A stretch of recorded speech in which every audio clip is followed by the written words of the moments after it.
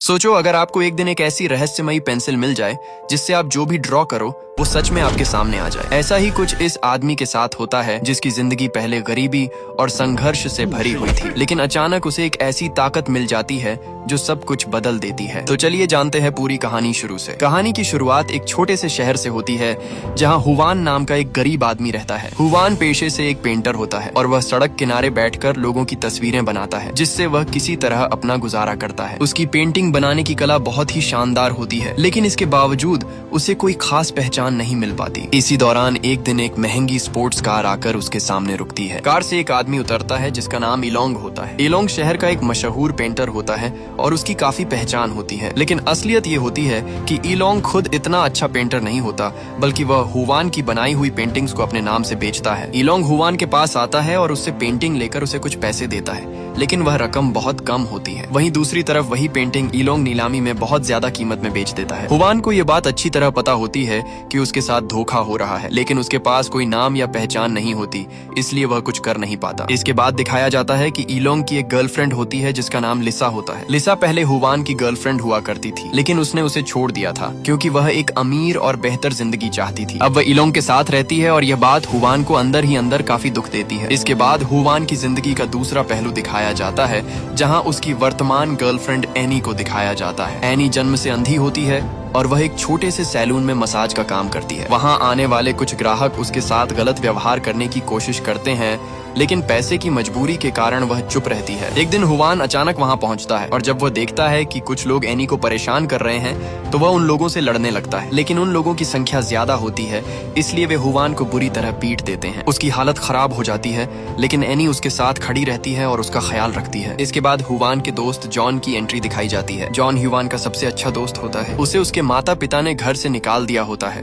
क्योंकि वह परिवार का बिजनेस संभालना नहीं चाहता था और वह भी पेंटर बनना चाहता था। अब वह हुवान के साथ रहता है। जॉन एक टिकटॉक स्टार लड़की को पसंद करता है और उसे खुश करने के लिए लगातार उसे महंगे गिफ्ट भेजता रहता है। वह अपने ज्यादातर पैसे उसी पर खर्च कर देता है। जब हुवान उसे समझाने की कोशिश करता है कि वह अपना पैसा और समय बर्बाद कर रहा है, तब जॉन उल्टा उसे ही कह देता है कि उसका पेंटर बनने का सपना भी बेकार है। ये बात सुनकर हुवान चुप हो जाता है। इसके बाद दोनों दोस्त रात में छत पर बैठकर शराब पीते हैं और वहीं सो जाते हैं। इसी रात एक महत्वपूर्ण घटना होती है। अचानक हुवान की आंख खुलती है और वह आसमान में एक अजीब सा दृश्य देखता है। वह देखता है कि एक एलियन स्पेसशिप आसमान में उड़ रहा है। यह देखकर वह हैरान हो जाता है और छिपकर उसकी तस्वीर लेने की कोशिश करता है, लेकिन वह कैमरे का फ्लैश बंद करना भूल जाता है, जिससे एलियंस को पता चल जाता है कि कोई उन्हें देख रहा है। इसके बाद वे तुरंत वहाँ से गायब हो जाते हैं, लेकिन जाते समय वे एक अजीब सी छड़ी जैसी चीज वहीं छोड़ जाते हैं। हुवान उस चीज को उठाकर अपने साथ घर ले आता है। अगली सुबह हुवान अपने दोस्त जॉन को रात की पूरी घटना के बारे में बताता है। वह कहता है कि उसने सच में एलियंस देखे थे, लेकिन जॉन उसकी बात पर विश्वास नहीं करता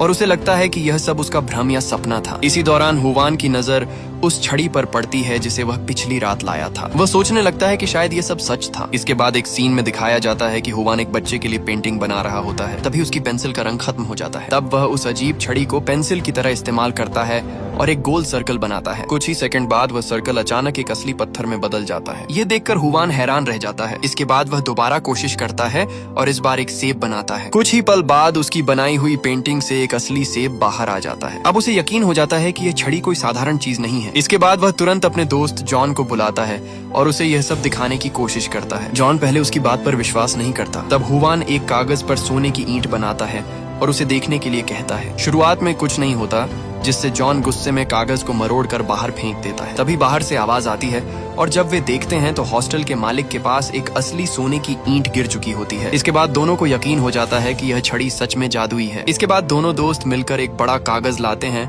और हुवान इस बार एक बड़ी सोने की ईंट बनाता है। कुछ ही पल में वह असली सोने की ईंट उनके सामने आ जाती है। इसके बाद दोनों फैसला करते हैं कि वे इस बात को किसी को नहीं बताएंगे। अब हुवान और जॉन इस रहस्यमयी छड़ी की ताकत को समझने की कोशिश करते हैं। अब उन्हें पूरी तरह यकीन हो चुका होता है कि यह कोई साधारण चीज नहीं है, बल्कि इससे जो भी बनाया जाता है वह असल दुनिया में आ जाता है। इसके बाद दोनों दोस्त फैसला करते हैं कि वे इस ताकत का इस्तेमाल करके पैसे कमाएंगे, लेकिन इस बात को पूरी दुनिया से छुपा कर रखेंगे, क्योंकि अगर किसी को इस राज का पता चल गया तो उनके लिए खतरा पैदा हो सकता है। इसी दौरान जॉन मजाक में एक कागज पर 200 मिलियन लिख देता है, लेकिन जब वह असल में प्रकट होता है तो वह असली पैसा नहीं बल्कि एक बेकार प्लास्टिक जैसी चीज निकलती है जिसकी कोई कीमत नहीं होती। इससे उन्हें समझ में आता है कि हर चीज को सही तरीके से और विस्तार में बनाना जरूरी है। इसके बाद हुवान खुद कोशिश करता है। वह कागज पर विस्तार से नोटों का ढेर बनाता है और इस बार कुछ ही पल में उनके कमरे में असली पैसों का बड़ा ढेर भर जाता है। अब दोनों को समझ में आ जाता है कि सही तरीके से बनाई गई चीजें ही असली रूप में सामने आती हैं। अब उनकी जिंदगी तेजी से बदलने लगती है। वे महंगे कपड़े खरीदते हैं, अलग अलग ब्रांड्स पहनते हैं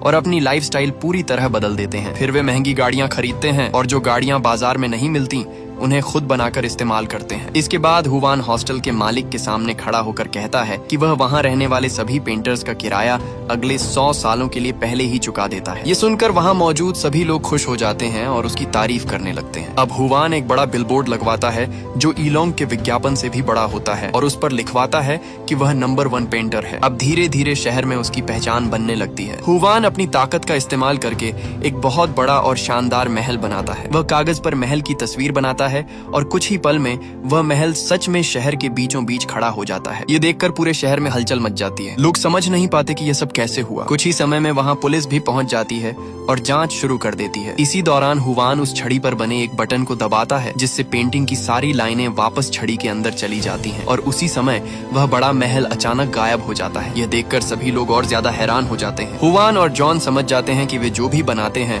उसे वापस भी हटा सकते हैं। अब दोनों अपनी नई जिंदगी को और ज्यादा एंजॉय करने लगते हैं। वे अलग अलग चीजें बनाते हैं और अपनी जिंदगी को पूरी तरह लग्जरी बना लेते हैं। एक दिन हुवान एनी को अपने बनाए हुए महल में लेकर जाता है। वह उसे बताता है कि जब वह गरीब था तब वही एक इंसान थी जो उसके साथ खड़ी रही, इसीलिए अब वह उसे एक बेहतर जिंदगी देना चाहता है। उसी वक्त हुवान एनी को शादी के लिए प्रपोज करता है और वादा करता है कि वह पूरी जिंदगी उसका ख्याल रखेगा, लेकिन एनी उसे मना कर देती है और वह कहती है कि वह उसके लायक नहीं है और वह इस तरह की जिंदगी की हकदार नहीं है। ये बात हुवान को थोड़ी परेशान करती है, लेकिन वह उसे समझाने की कोशिश करता है। दूसरी तरफ जॉन की जिंदगी में भी बदलाव आता है। वह जिस टिकटॉक स्टार लड़की को पसंद करता था वह अब उसके महंगे गिफ्ट्स देखकर उसकी गर्लफ्रेंड बनने के लिए तैयार हो जाती है। तभी दुनिया के अलग अलग हिस्सों से खबरें आने लगती हैं कि अचानक चीजें गायब हो रही हैं। कहीं से एक महल गायब हो जाता है और कुछ समय बाद वापस आ जाता है। एक आदमी अपनी कार चला रहा होता है, लेकिन अचानक उसकी कार गायब हो जाती है और वह सड़क पर गिर जाता है। बैंक से भी पैसे गायब होने लगते हैं। इसी के साथ एक और चौंकाने वाली घटना सामने आती है कि एक मशहूर अभिनेत्री की आंखें अचानक गायब हो जाती हैं। इन सभी घटनाओं से पुलिस सतर्क हो जाती है और जांच शुरू कर देती है। उधर हुवान अपनी जिंदगी में मस्त रहता है और उसे यह समझ नहीं आता कि ये सारी घटनाएं उसकी वजह से हो रही हैं। हुवान अब एनी को सच बताने का फैसला करता है। वह उसे बताता है कि उसके पास जो कुछ भी है वह इस रहस्यमयी छड़ी की वजह से है, लेकिन एनी को इस बात पर भरोसा नहीं होता। वह उससे कहती है कि अगर यह सच है तो वह उसके लिए आंखें बनाकर दिखाए। इसके बाद हुवान उसके लिए आंखें बनाने की कोशिश करता है। पहली बार जब वह आंखें बनाता है तो वे सही तरीके से काम नहीं करती। वे सिर्फ अलग अलग आंखों के रूप में बाहर आती हैं। वह दोबारा कोशिश करता है और इस बार हुवान एनी की पूरी तस्वीर बना लेता है जिसमें उसका चेहरा, शरीर और आंखें सब कुछ होता है। जैसे ही वह पेंटिंग पूरी होती है अचानक एनी उस पेंटिंग के अंदर खींच जाती है और कुछ ही पल बाद वापस बाहर आ जाती है। अब वह सच में देख सकती होती है। यह उसकी जिंदगी का पहला मौका होता है जब वह अपनी आंखों से दुनिया को देखती है। वह सबसे पहले हुवान के चेहरे को देखकर भावुक हो जाती है। यह उसके जीवन का एक बहुत ही महत्वपूर्ण पल होता है। लेकिन इसी के साथ साथ दुनिया के अलग अलग हिस्सों में हो रही अजीब घटनाएं और भी बढ़ने लगती हैं। पुलिस को अब यह शक होने लगता है कि इन सब घटनाओं के पीछे कोई बड़ा कारण है। अलग अलग जगहों से रिपोर्ट आती है कि कीमती चीजें अचानक गायब हो रही हैं और फिर कुछ समय बाद कहीं और दिखाई दे रही हैं। पुलिस यह भी नोटिस करती है कि कुछ महंगी कारें जो हाल ही में चोरी हुई थी वह बिल्कुल वैसी ही कारें हुवान और जॉन के पास मौजूद हैं। इससे उन पर शक और गहरा हो जाता है। इसके बाद हुवान और जॉन लाओजो की गैलरी में जाते हैं। वे उसे काफी सारा पैसा देते हैं और कहते हैं कि वह गरीब और अनजान पेंटर्स के लिए एक फ्री आर्ट एग्जीबिशन और ऑक्शन आयोजित करे, क्योंकि ऐसे लोगों को भी मौका मिल सके जिनके पास पहचान नहीं है। लाओजो इस बात से खुश हो जाता है और वह इस इवेंट को आयोजित करने के लिए तैयार हो जाता है। इसके बाद पूरे शहर में इस एग्जीबिशन के पोस्टर लगाए जाते हैं। दूसरी तरफ ईलोंग इस सब को देखकर काफी गुस्सा हो जाता है। उसे समझ में नहीं आता कि हुवान जो पहले इतना गरीब था तो अचानक इतना पैसा कहां से लाया। वह सोचने लगता है कि इसके पीछे जरूर कोई बड़ा राज है। इसी दौरान लीसा उससे बात करती है और कहती है कि उसे इससे कोई फर्क नहीं पड़ना चाहिए लेकिन ईलोंग को लगता है कि लिसा उसकी तुलना हुवान से कर रही है। इस बात पर वह गुस्से में आ जाता है और लिसा के साथ बुरा व्यवहार करता है। इसके बाद ईलोंग पुलिस को सूचना देता है कि हुवान अचानक बहुत अमीर हो गया है और शायद वह किसी गैर कानूनी काम में शामिल है। अब एग्जीबिशन का दिन आ जाता है। वहाँ बहुत सारे लोग आते हैं और हुवान की पेंटिंग्स इस बार बहुत अच्छी कीमत में बिकती हैं। उसकी एक पेंटिंग 3 लाख युवान तक में बिक जाती है, जो पहले कभी संभव नहीं था। लेकिन जब यह सब चल रहा होता है तभी पुलिस वहाँ पहुंच जाती है और हुवान से पूछताछ शुरू कर देती है। वे उससे पूछते हैं कि उसके पास इतना पैसा कहाँ से आया। पुलिस यह भी बताती है कि उसकी कुछ कारें उन कारों से मिलती जुलती हैं जो हाल ही में चोरी हुई हैं। इसलिए वे उस पर शक कर रहे हैं कि वह चोरी के मामले में शामिल हो सकता है। इसी दौरान जॉन आगे आता है और पुलिस से पूछता है कि क्या उनके पास कोई पुख्ता सबूत है। पुलिस के पास कोई ठोस सबूत नहीं होता, इसलिए वे उसे गिरफ्तार नहीं कर पाते और वहां से चले जाते हैं। लेकिन अब पुलिस उन दोनों पर नजर रखने लगती है। इसके बाद जब हुवान घर लौटता है तो वह इन सभी घटनाओं के बारे में सोचने लगता है। धीरे धीरे उसे समझ में आने लगता है कि वह जो भी चीज बनाता है वह असल में कहीं से गायब होकर यहाँ आ रही है। यानी वह नई चीजें नहीं बना रहा, बल्कि उन्हें एक जगह से दूसरी जगह ला रहा है। यह बात समझते ही वह चौंक जाता है। उसे तुरंत याद आता है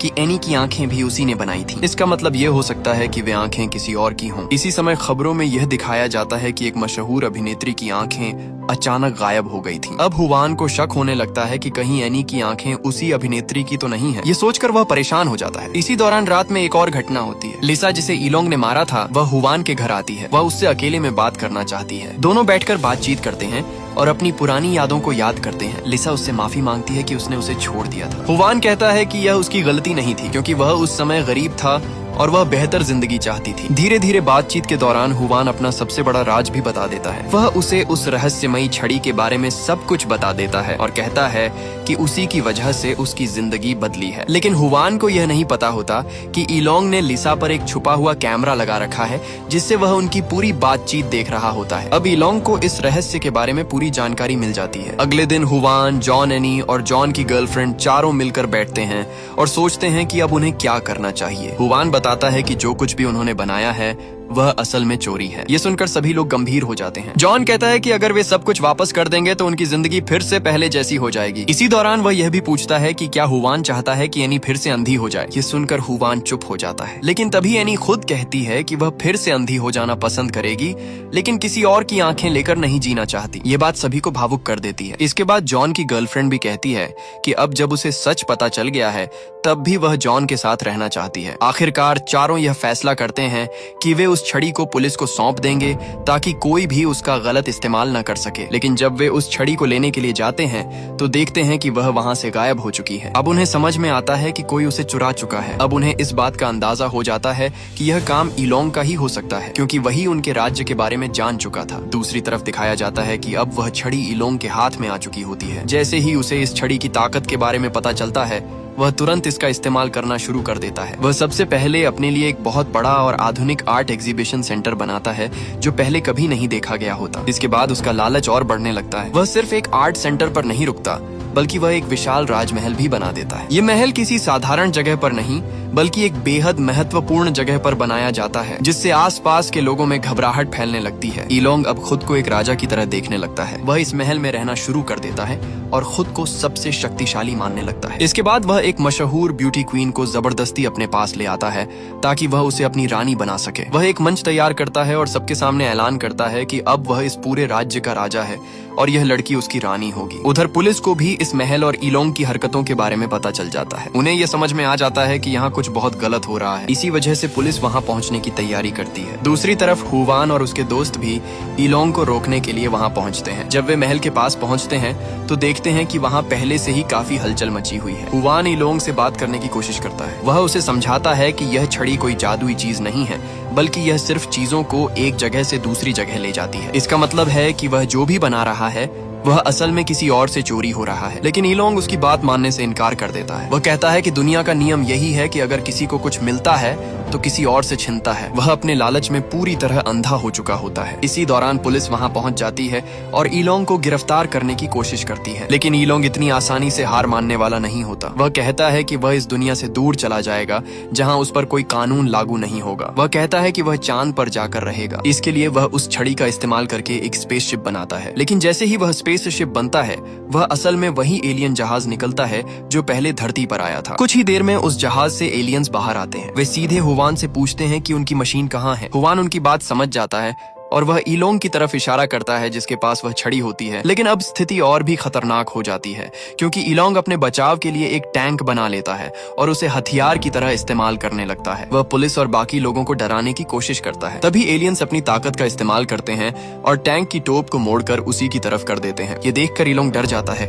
और उसकी हिम्मत टूट जाती है। अब उसके पास कोई रास्ता नहीं बचता और वह मजबूर होकर वह छड़ी एलियंस को वापस दे देता है। इसके बाद एलियंस बताते हैं कि ये कोई जादुई पेंसिल नहीं थी। असल में उनके स्पेसशिप की एक मशीन थी जो कचरा साफ करने के काम आती थी, लेकिन उसका सिरा घिसकर पेंसिल जैसा हो गया था, इसीलिए उसका यह अजीब असर हो रहा था। वे यह भी बताते हैं कि इसी वजह से वह मशीन उनके जहाज में वापस फिट नहीं हो पा रही थी। एलियंस इस बात से गुस्सा होते हैं और वे ईलोंग को सजा देने वाले होते हैं, लेकिन तभी हुवान आगे आता है और वह सच्चाई बता देता है कि इस मशीन का इस्तेमाल सबसे पहले उसी ने किया था और वह अपनी गलती मान लेता है। हुवान की ईमानदारी देखकर एलियंस शांत हो जाते हैं। वे कहते हैं कि इस दुनिया में अभी भी कुछ लोग हैं जो सच बोलने की हिम्मत रखते हैं। इसके बाद हुवान उनसे एक अनुरोध करता है कि वे सब कुछ पहले जैसा कर दें और सारी चीजों को उनके असली मालिकों के पास वापस भेज दें। एलियंस उससे पूछते हैं कि क्या वह सच में इसके लिए तैयार है, क्योंकि इसका मतलब होगा कि वह अपनी सारी दौलत और आराम खो देगा। हुवान बिना हिचकिचाए हाँ कह देता है। इसके बाद एलियंस अपनी ताकत का इस्तेमाल करते हैं